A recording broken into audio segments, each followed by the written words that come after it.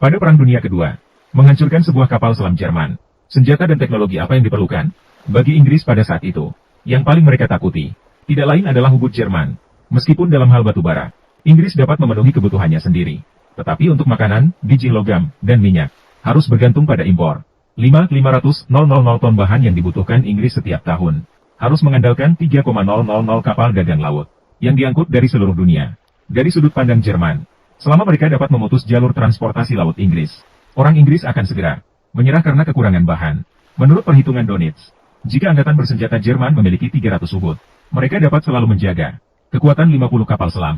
Dengan menghitung 3 kapal dagang yang tenggelam setiap bulan per kapal selam, hanya perlu 1 tahun untuk menenggelamkan lebih dari setengah kapal dagang Inggris. Untuk menghindari terjebak dalam situasi seperti ini, Inggris mengerahkan kapal pengawal untuk konvoi kapal dagang di lautan yang luas. Untuk menemukan U-boot, maka perlu menggunakan alat sonar ini. Prinsip kerjanya adalah mengirimkan pulsa suara ke dalam air.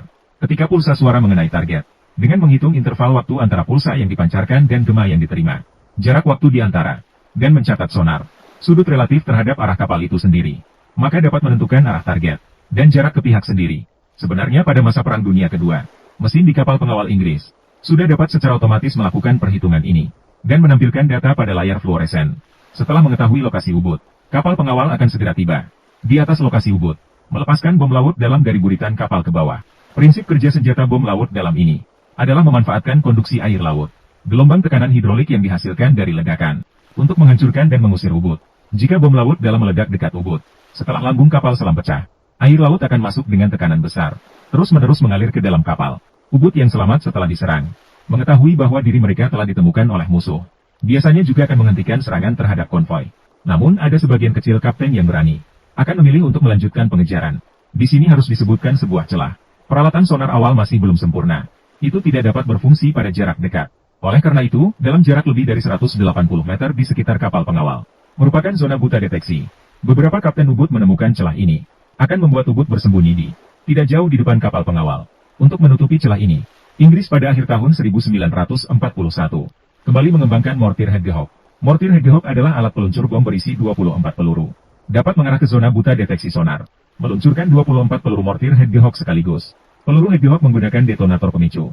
Setiap bom di antaranya, jika mengenai U-boot, akan meledak, dan dapat memicu peledakan bom lainnya. Bagi para awak di dalam U-boot, baik serangan bom laut dalam maupun peluru Hedgehog, sangat menakutkan, karena bahkan di dalam U-boot, dalam keadaan semua pintu kedap air tertutup, bom masih dapat menembus lambung kapal. Dalam kasus terburuk, gelombang kejut dari ledakan dapat mendorong U-boot masuk ke dalam laut dalam hingga menyebabkan lambung tekan retak. Dalam keadaan terbaik, juga akan membuat U-boot terangkat ke permukaan, dan dengan demikian mengekspos posisinya di bawah serangan bom. Sistem kelistrikan U-boot mungkin mengalami korsleting. Perangkat pengatur kedalaman dan kemudi juga dapat mengalami kerusakan. Guncangan besar bahkan mungkin menyebabkan torpedo mengaktifkan mekanisme peledakan dirinya, sehingga terjadi ledakan bersama di ruang torpedo depan dan belakang. Selain serangan kapal pengawal, seperti Sunderland milik Angkatan Darat Inggris, dan pesawat amfibi Catalina milik Angkatan Darat AS, juga dapat membawa bom laut dalam untuk menghadapi U-boot Jerman. Kemudian orang Inggris juga melancarkan serangan strategis terhadap basis U-boot Jerman, melakukan pemboman strategis. Namun, Jerman sudah memiliki persiapan untuk ini. Mereka telah membangun bunker beton yang kuat untuk U-boot di berbagai pelabuhan. Meskipun terkena bom secara langsung, atap basis U-boot setebal 3,66 meter, sulit untuk ditembus. Menjelang akhir perang, Jerman merilis kapal selam tipe 21. Kapal selam ini dapat berlayar di bawah air selama 72 jam. Jarak maksimum di bawah air adalah 630 km.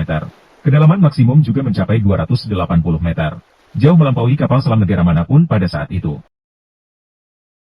Tetapi jenis kapal selam baru ini tidak memperoleh hasil apapun selama Perang Dunia Kedua. Karena pada hari pertama mereka dikirim untuk bertempur, Hitler sudah bunuh diri di dalam bunker.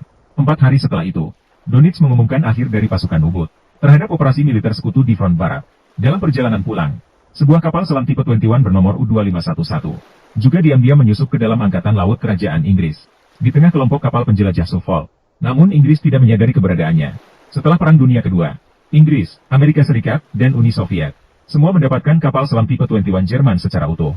Setelah melakukan penelitian dan analisis yang cermat, mereka sangat terkejut dengan kinerja unggul kapal selam Jerman ini. Merasa sangat terkejut. Oleh karena itu, generasi baru kapal selam pasca perang, termasuk kapal selam bertenaga nuklir pertama di dunia, USS Nautilus, semuanya memiliki tampilan yang mengacu pada kapal selam tipe 21 Jerman. Saat ini di Bremerhaven, Jerman, masih ada sebuah U-boot tipe 21 yang utuh. Jika semua orang memiliki kesempatan untuk berwisata ke sini, mereka dapat masuk ke dalam ubud dan melihat struktur dagingnya secara detail.